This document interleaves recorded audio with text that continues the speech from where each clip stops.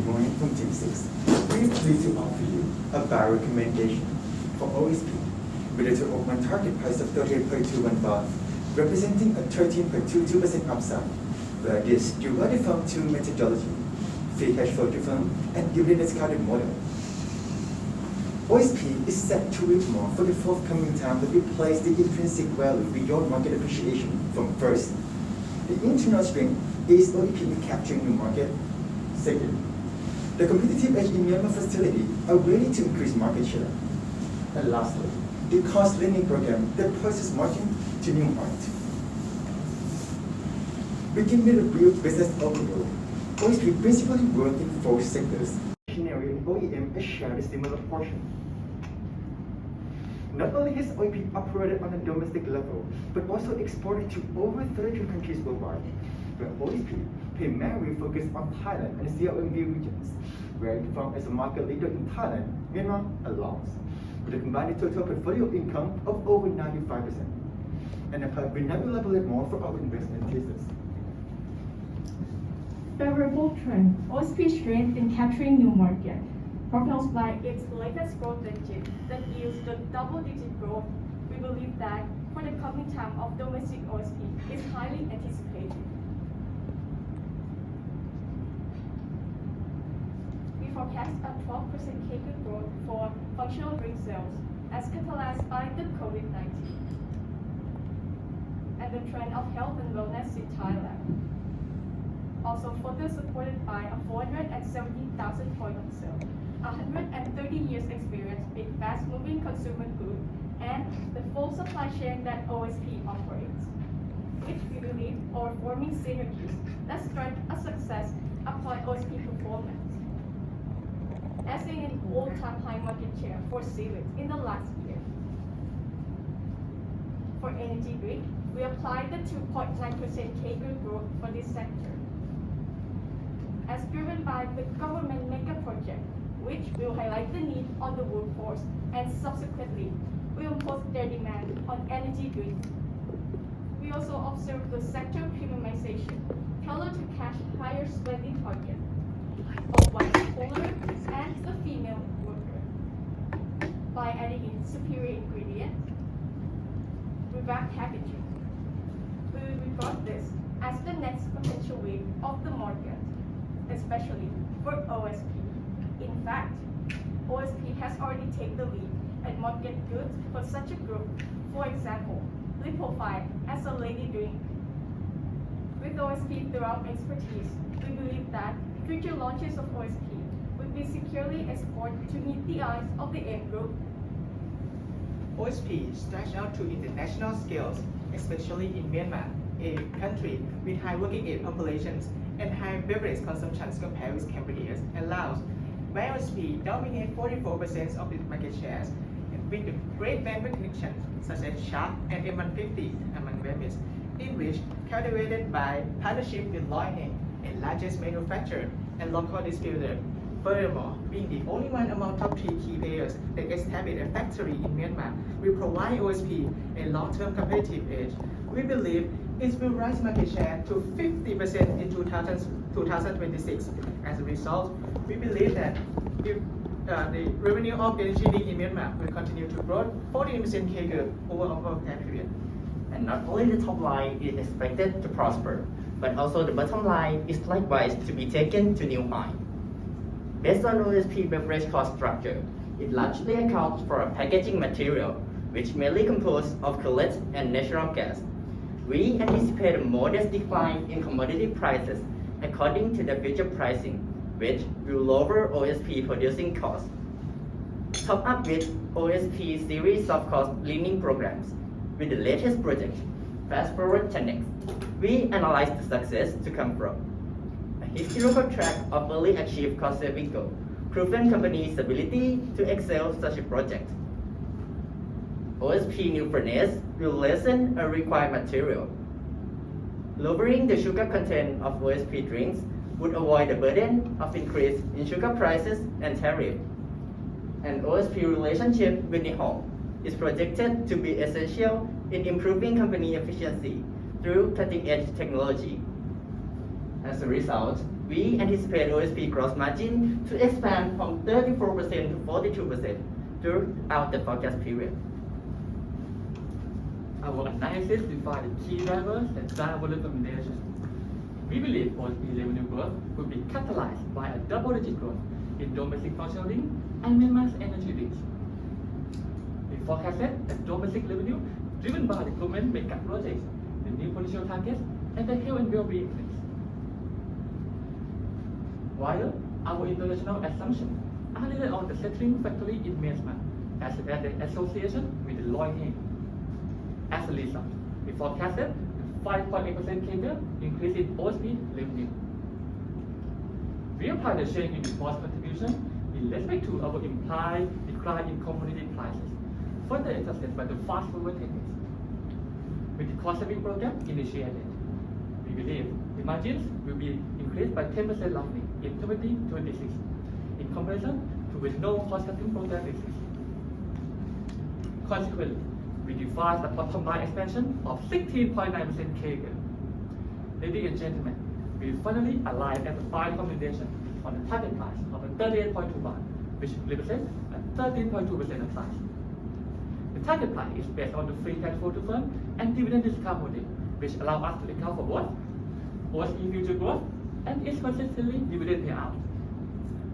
Now, to convert our variation, we conduct a forward PE and EV multiples to compare OSP to its solving peers with a similar business model as well as risk exposure.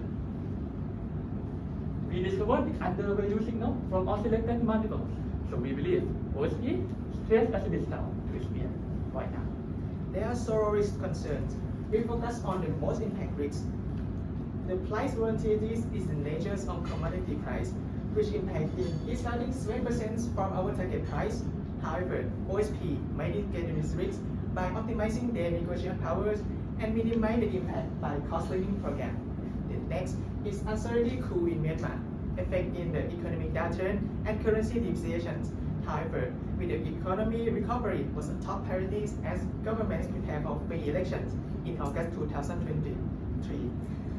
We believe that energy consumption will continue to develop, and by having a facility in Myanmar, OSP can source the raw material locally to mitigate the currency fluctuations. Yes, and to confirm our recommendation, we determined the ESG aspect of OSP to be distinctly contributable to its sustainability, where each of E, S, and G is mirrored in the business operation. Begin with the environmental aspect. OSP reflected this in terms of the improvement in cost structure by reducing the greenhouse gas emission using manufacturing, for example. Socially, this reflected into two dimensions by first, the enhancement in top line growth and also the improvement in S&A management. Governance, this reflecting the operational efficiency by having a strong management team and also the internal control effectiveness. Additionally, OSP has outperformed in several ESG standards, including ESG 100 Index and the THSI Sustainable Stock. We believe that OSP Venture has prioritized sustainability, which has paved the way for its future success. We therefore reaffirm our buy recommendation based on OSP fundamental strength in domestic market, a prominent position in Myanmar, and the initiative of cost-leading program. For investors, we consider this shot of energy a moderate ready to be boosted. Thank you. And we will now take your question. Maybe I'll start to ask a question that in your assumption you said currently the gross margin is 34 and you expect the gross margin to be 40% plus. So my question is, have you looked at the company's gross margin historically? What's the highest it has ever been? And have you looked at the company operating in the same industry? What kind of gross margin? My answer to your question. So, historically, the highest gross margin that they ever achieved is ranging between 35 to 36%, and we have the tendency to believe that it will enhance to 42%, even though compared to its domestic peer or like here with like this, like CBG. CBG with their gross margin now stands at roughly 39 to 40%. So we believe that the initiatives of cost limiting program of OSP will not only just reduce the cost, but it will enhance many operation business aspect for OSP, and eventually it will result in the 42% gross margin. So we believe it is feasible. Okay, so Thank you. thank you for your good answer. So my two question is a lot of operation costs that's affect operating margin of the gross margin. So if you expect gross margin, I think I only want to know, like if it's cost reduction, I want to know what kind of cost of goods sold components that affect improve the gross margin. Second, this company's market share is already 40%, and I expect in this mature market that revenue is relatively slow, and you have two other competitors, and when your gross margin is this high, why you don't think the other competitors would like to get more market share by aggressively competing in price, which make the whole industry's profit margin under pressure?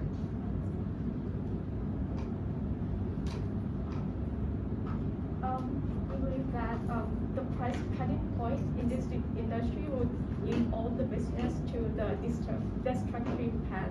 So we believe that OSP will also maintain the competitive edge against the aggressive rivalry, as they are one of the biggest buyer of commodity commodity goods in Thailand, which is used as their main source of production. They are used as raw material.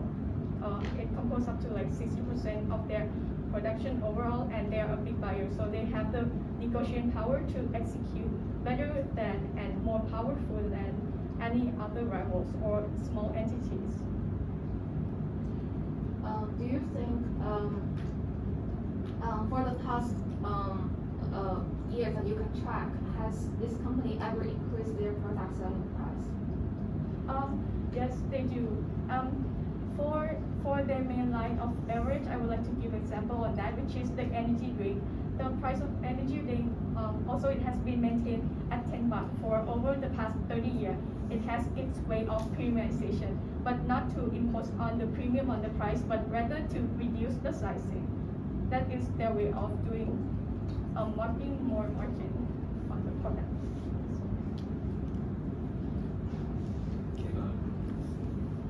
I have the follow-up question on the strategy. Like, you showed that recently OSP gained the market share on the functional drink domestically, like that. Also, you forecast that in Myanmar you will get further market share. My question is, what is the strategy of the domestic functional drink competitors? What are they doing? Why they are letting OSP steal their share? And in Myanmar, for the future strategy of the competitor, what are they doing? Why we are gaining market share in Myanmar? I would like to answer your question by the domestic region that goes by functional drink first. Let's give an example on the major rival like CBG. What they are doing with their functional drink is that they also launch their product, which is called woody seaweed, after the seaweed of OSP itself, and their strategy is to distribute them in the modern trade and also do the online promotion, as well as using KOL or key opinion leader is Woody, who is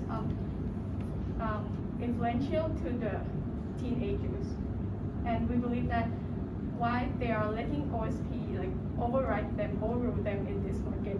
It is because OSP seaweed has been perceived as the novelty product for this kind of beverage due to its long-standing before CBG, and also for the taste wise and the price. The pricing is similar, but however, there are big difference in their taste.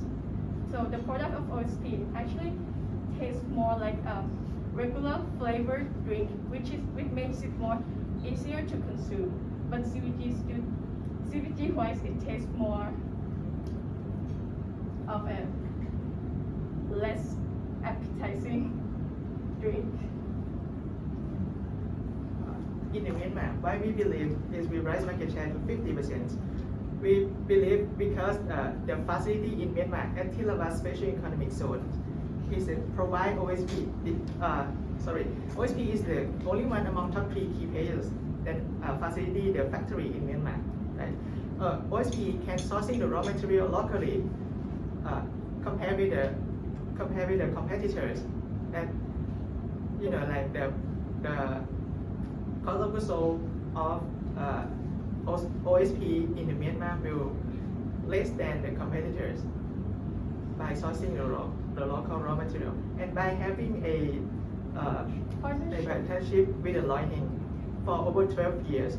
The Loy Hing is the largest manufacturer and local distributor of drink in Myanmar. So by having a professional and tight partnership with them actually earns OSP a market insight and most importantly the market penetration because in Myanmar most of the store distributors they are traditional or mom and pop shop which are owned by the small entity or a family business which require a strong or certain connection to get into or to distribute their products. So with OSP good relationship with Loy Hing actually helps distributed OSP product to facilitate better accessibility for Myanmar people and above other brands.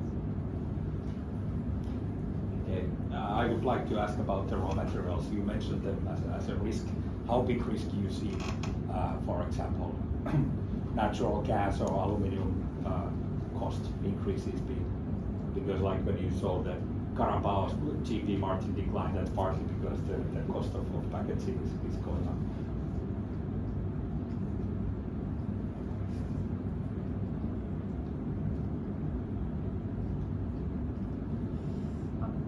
We see that the cost of raw material, particularly for cola and sugar tax, are the potential cost driver threat to OSP. It differs from CBG, and as CBG or their revenue portion of nearly 50% is export, and usually energy in an export form is contained in the aluminum can. So should the aluminum can rise, it will adversely affect CBG more than OSP. So in the case of OSP, we factor sugar tax as the severe cost driver for OSP as there are 4 stage rises in total to this tax that will potentially pose more burden of the cost for OSP to bear and also for the coal because it is the commodity price that is based on the crude oil price of the world. And although OSP has tried its best to mitigate the risk, but we also see that there are some still spillover effect that cannot be 100% mitigated. What about natural gas? How big? The natural part is gas. that? The natural gas is used in their melting pot production. So, but however, OSP mitigate that risk by the risk is elevated by encountering in the contract with PTT. So the fluctuation in natural gas is becoming less of a threat to OSP cost of production.